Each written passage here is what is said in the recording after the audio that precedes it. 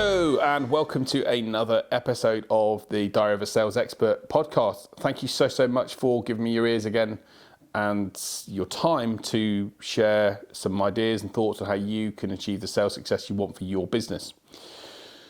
This is episode number 7, so we're moving into a new phase of lots of stuff I want to cover off. There's so many things I want to discuss and go through over the course of these podcasts, and lots of things people I want to bring on board as guests. But I wanted just to follow up on last week's session. So last week I talked about following up with value, and I said that I would do a podcast this week around sales questions. And I wanted to use today to do exactly that, because if you listened last week, if you haven't listened last week, I talked all about following up with sales value, and the way in which you get better results is when you add value in the process when you engage with someone. And the way to do that is to find out what their problem or desire is and where they want to be. And the way you do that is by asking questions. So I wanted to spend this week to talk about questions, what type of questions you should ask, how you should ask them, how you should then follow up from those questions, and maybe give you at the end of the podcast, maybe stay tuned to listen to a little method by which you can always, if you're not sure sometimes what question to ask next, then to basically think about a little thing you can do, a little hint that can help you deal with a little bit of a stressful situation, maybe when you're asking a question, not sure what to ask next. And I've also got a link that I'll put in place to a resource where you can get access to 52 of the best questions that I use in sales conversations that you can have for free then to use. So maybe we'll share that as well. So look, let me just talk about questions and why questions are so important. So when I talk to people about being successful in sales and brilliant salespeople, people go, I was asked once at a presentation, what are the best skills for salespeople to have? And, there's lots of skills and characteristics that you want to have to be successful in sales. But I would probably say certainly in my top 5, but I would pretty much say in my top 3, is it my top 1? I'm not sure, I'll think about that for a little bit more. But certainly in my top 3 is the ability to ask incredible questions. Questions are the key to sales success. They are the key to unlock what is going on in the mind of the person you engage with and the buyer that you're speaking to and the potential buyer that doesn't know about you. They are those questions. And if you can learn to ask the right questions, but then also learn to ask them in the right way at the right time, then your ability to get sales success will go up dramatically. And people query that when I say that to them, and they say, well, and it's like, no, if you can ask the right questions at the right time in the right way, your ability to win business will change. It will dramatically change. And the reason I even say 80 to 85% of people do sales badly is because they don't know how to ask great questions and they don't know how to dig into the world of the other person. And so, the questions that you ask are critical at different points in time. And we have a model that we use for sales conversations. But let's imagine that your first conversation, it's a new inquiry that's come through. And this is a mistake that lots of businesses make. There's a new inquiry that's come through. And what they then do is they think automatically, because someone's inquired on their website, or let's say someone sent you a referral email to have a conversation with someone. And what they then assume is that person is really keen to buy their products. All they need to do is tell them about the service. And the problem that we have, I said in last week's podcast, but I'll repeat it again this week, that the way you've got to think about sales is a bit like, if everyone's ever watched the film What Women Want with Mel Gibson, there was a moment where Mel Gibson in this film slips on the bathroom floor, bashes his head, and suddenly has the ability to read the minds of women. And there was also a film done called What Men Want, which is the equivalent version of it. But by being able to read that person's mind, they were able to win. He was an advertising agency executive, and he was able to basically win these tenders and this business and all the things because he could read what people were thinking. They would think something, and he would then know how to react to it. So our job in sales is to get inside the mind of our buyer. We want to be a fly on the wall inside their head when they're thinking about things. If you ever want to sell to me, trust me, I go through a thought process around what I'm thinking and doing. And I'll give you an example. Someone's messaged me this morning on LinkedIn. Why haven't you responded to my message? Great. You're trying to sell to me, and why haven't you responded to my message? I'm telling you, in my mind right now, you have no chance of doing business with me because your approach is rubbish. So your questions and the way you approach things is key. We want to get inside the mind of the buyer, and the way we do that is by asking the right type of questions at the right time. And I talk to people like sales is like dating, and it's a bit like if you ever go on a first date with someone, and the rapport that you're building, of course there's nerves, but if on that first date you say to them, do you want to have kids, or do you want to get married, they're probably going to say to you, back off, it's too much too soon. Whereas if you ask them questions, if I was on a first date and I'm happily married, but I would ask questions such as, tell me a bit more about what job you do, or tell me where you grew up, or what are your favourite hobbies, or what sort of stuff do you like to do for fun, or talk to me about your friends. I'd be asking questions, and you'll notice all those questions that I've asked there are all open questions. They're questions such as, talk me through, tell me more, what do you do for a hobby, how do you like to spend your Sundays, whatever. They're open questions using the which, the how, the what, the who. Tell me more, talk me through, what happened with this. They're those type of questions. Rather than, do you have a hobby? Yes, I have a hobby. Your reaction and response when you ask a very direct, closed question, do you want to do this?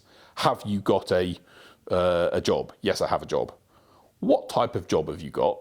Oh, well, I work in customer service. Okay, and tell me a bit more about that. What sort of stuff do you get up to? Oh, we do this, this, and this, and oh man. So what you'll get is the ability for people to tell you much more information when you ask questions that are more open. So the first thing you've got to do if you want to be really successful in sales is focus on how you can ask open questions that are all about the person and what that person is doing and what's going on in their world, okay? But you have to ask the right question at the right time. So again, if you're in a prospect situation when you're talking to a buyer and you've just met someone, I would always initially build up a bit of rapport, such as, have you had a good morning? I don't spend a long time on this. If it's someone I've arranged a call with, what's been your week? What's your week been like so far? I try to be open around those sort of questions. I wouldn't go straight into and by the way, tell me about your problem, because they're not going to want to tell you that straight away. It's like that people, there's an analogy I use that people are like onions, okay? Your buyers are like an onion. An onion has lots of layers to it. And if you think about it, your job is to peel beneath the layers to get to the real bits of things that they're thinking about. Your job is to get inside their head. And you can't do that by just talking at them, or if they're only going to give you certain information. And when you ask closed questions, the mind is generally a bit more closed to, because we all go into a protect mode. And when someone's in a sales situation, the first thing they're thinking is, I don't want to be sold to, I don't want to be taken advantage of, I'm protecting myself. And so therefore they might be in a position where they go, well, okay, I'm going to be careful around that. So it's our job as salespeople and business people to probe beneath the surface, to get to know them. And that's about the questions that we ask, but also how we ask the questions. So we'll come on to that in a moment. So those questions of, and by the way, a really great question to start any sales meeting with or conversation you have is to say something like, I'm really excited and really looking forward to catching up and talking with you today. What would be the key things you'd like to cover that would make it about a valuable use of your time? So what that sort of says is, I really value your time. I know you're busy. I know you've got lots on. What would make it valuable for you? So remember, as I've always said, people in sales, it's about what's right for them. So asking questions like, what would make it valuable for you? Or talk me through some of the key things you'd like to cover off in our meeting today. Or what would make this meeting valuable for you? Or what would be the resources and material, ideas that we could talk about and share that would make it helpful for you in the work you do? Those type of questions are going to make people feel like we value their time and that we're keen to engage with them and just have discussions with them. But what it also is then going to do is, by asking those questions, your job in sales is to have what I would call starter, main course, and pudding type questions. Maybe see it as starter, main course, or starter, intermediate, and advanced, if you want to think of it like that. I think of pudding, maybe I'm hungry, I don't know. But think about it in that way. And those questions are to get to peel beneath the layers of the onion, to warm that person up, to make them feel that you're trying to engage with them and get to know where they're at and what they're doing, and to find out about them as a person. Because ultimately, people still buy from people. So we want to be in that position to build that rapport, build that engagement. So those questions, and write down this, the link I'm going to share with you is my most popular, one of the most popular downloads I've ever done. It's got 52 questions on there you can use to engage with your audience. And it just gives you some framework and some tips to know what to do. But one of the first things I also say to people when you're in sales conversations is be human, be natural, be engaging with people.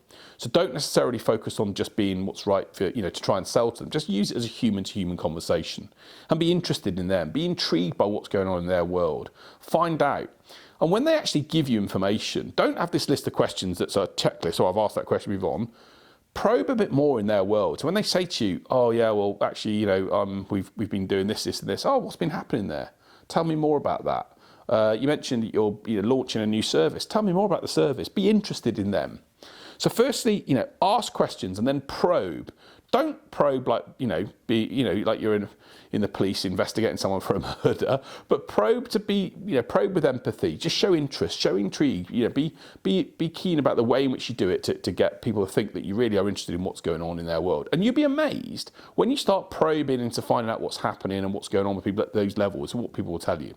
So those basic questions are to build that initial rapport. And then you might have some more intermediate questions, such as, talk to me about what, the challenge that you guys are facing in this area at the moment, or what's been causing some issues for you, or if you're talking about a problem, or you want to, you mentioned you want to put this in place. Tell me more about that. What's driving that? What's making that so critical for you? Where does that fit within, your priorities at the moment? So you want to ask some other type of questions that then build on that rapport. And again, the same questions apply: the what, the how, the tell me more, the which, the who. Chris Voss in his book, Never Split the Difference, and I think it's a brilliant book. If you haven't read it, have a look at it. Always talks about, be careful about using the word why. When you use the word why, it feels accusatory. So you say something, why did you come here? It's a bit like, okay, well, what's it got to do with you? Whereas if you say, what made you, come to this area? It's just a more softer way of doing it. So just be careful about using why. But those questions we then want to use as intermediate questions. And then the final questions, even when I'm looking to close business, even if it's not in the first meeting, but when I'm looking to close business with people, are questions such as, what would you need to see to put your trust in me to work with you, or how would it feel to not have this situation resolved in the next 6 months? Those type of questions at the end of the sales process that are more detailed are still the how and the what, and I'm still keen to get inside their brain and get inside their head. So I really, really encourage you to become an expert at asking great sales questions. And I reel lots off from the tongue because I know a lot of them, but download, have a look at this, the guide I share, or find a list of sales questions that you can use and just get comfortable practicing them and learning what they are, knowing how to use them. And if you get comfortable asking the questions, and when I listen to sales calls from people, sometimes I hear them will say, that is this a problem for you? Yes, it's a problem. You will find it hard to engage people. It will be like getting blood out of a stone. But actually, if you can be in a position where you can really build that empathy and that engagement with people, then, and by asking, what's made you do that? Tell me how you're feeling. What's happening there? You're going to get a better reaction and response, and they're going to tell you more. And if you show interest in them and you're keen to find out more, and not you're trying to be probe into their whole world, but in their personal life, but just be interested. Show it with your body language. Show it in the way you engage. Then you're going to stand a far better chance of them opening up to you and sharing information that you can then use to decide whether they're a good fit for you or not. So we're not going to go into how to qualify salespeople, or sales opportunities right now. We'll maybe do that another time. But that's the way in which you're going to open up. And when I talked about, four phases of sales and the 5 words: problem and desire, understanding, belief, and trust. That time in most of the sales failures happen when you haven't understood people enough, when you've tried to basically get your agenda across before you've really got to know what's going on in their world. And when you dig and you probe and you find out what's happening, and you really get to the bottom of how people are feeling, then you're in a far better position for them to then talk to them about how they can if you like, get to the point of solving their issue. And kids are the best question answer. If you ever ask kids, you've got kids will say, "Oh, my kids will ask me why." Now they do use the word why because they don't know any different, but they use a why. Why is that the case? Why is that the case? Why? And they'll keep probing and keep digging until eventually you'll say, because it just is the way it is, because they've got to the core. So we want to get to that point where we really get to the point of knowing what that looks like. And then the other key points, as I mentioned, the questions you ask is the question of how you ask it. So really want you to focus on asking questions that are absolutely a really, really important question to be able to ask. Is really being able to look at how you do it. Your tone, your empathy, and the way you come across is critical. So I really want you to think about your tonality. Your tonality is critical in this time.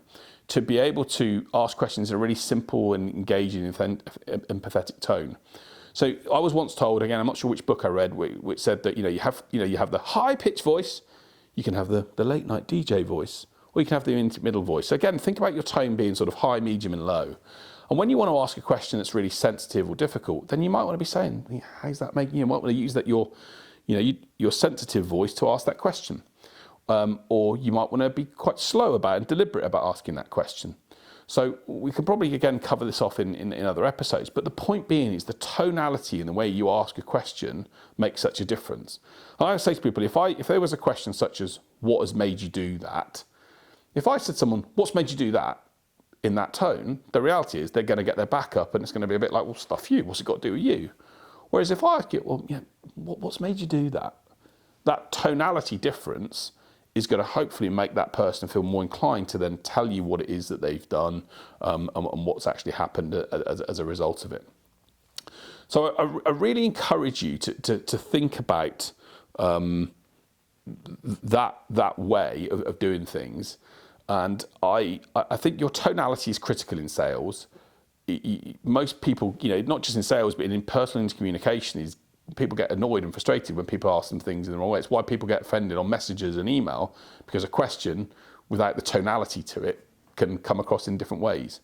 So really focus on, if you want to become an expert in sales, record yourself asking questions and record your tone and see if you can get to that point of the top, really high, "This is really exciting, I'm so excited for you. Oh, it sounds like you're in a great place," or "Tell me more about that." Get comfortable looking at using those tones with the questions that you put in place. And if you do that, you're going to be in a brilliant position to get insights and information, get inside the mind of your buyer. And by getting inside their mind, you're then going to be in a position to find out what's going on. It may well be that you're not right for them. It may well be your solution, you can't sell to them in the way you'd like to. It's not a good fit. But if they have told you those things and you can be a good fit, we can then talk about, and a great question to finish off, and I have, a model which we'll maybe cover off in another episode called LAP. So listen, ask, probe, and then summarize. If you can ask those questions at the end, and get people to own that, actually, when someone says to me, and I've understood them and gone through what's going on in their world, and I've then summarized it, so I've really enjoyed our conversation today, Darren. What I've heard from our conversation is this, and this. Have I summarized that correctly? They'll say, yeah, that's where I'm at. That's our situation. That's our current position right now. Most people will then, will then say, okay, great. Well, let's talk. My question generally is, what do you want to do? What would be helpful for you? And that's where people will say, well, I'd like to solve it. I'd like to find out how I can help make this problem go away or deal with this challenge. And that's where you can then move into the sales bit of selling them your solution or talking about what you do. But get better at asking questions. Get better at asking questions at the right time and in the right way.